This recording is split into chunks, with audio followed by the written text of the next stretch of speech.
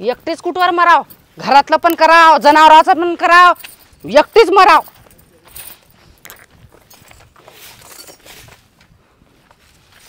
आलास का बोंबला थिंडते राहणार ना. हा जाते चारा घेऊन ये. आणतो आणतो.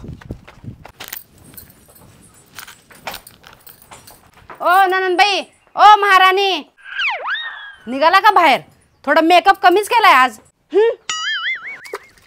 मग भाऊजी आज कुठल्या गल्लीत जायचं बोंबला थिंडायला? जरा शेंट बिंट मारून गेला असता. हा लय दिवे लावले काम करून.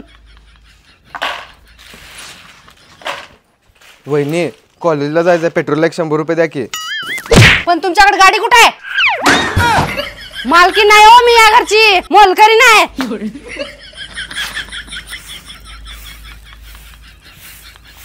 थांबा, कुठे चाललाय? ते बच्चू नाही का, त्याच्या पोराचं बारसा आहे, ते तिकडे चाललोय. ते आपल्या गायचं दूध फॅट याचं कमी झालाय, ते बघा जरा काय तर. त्याच्यात काय एवढं, रामबाण उपाय आपल्याकडे, लगेच चालू.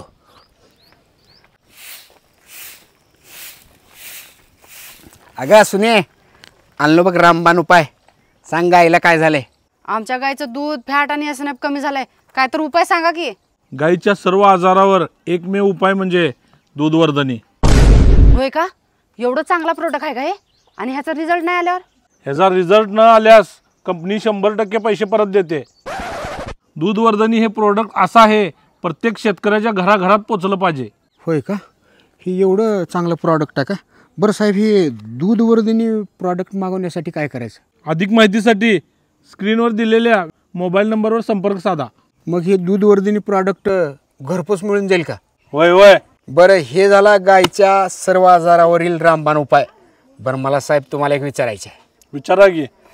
माझी बायको मला दिवसभर ताप देते, त्याच्यावर काहीतरी औषध असलं तर सांगा की. साहेब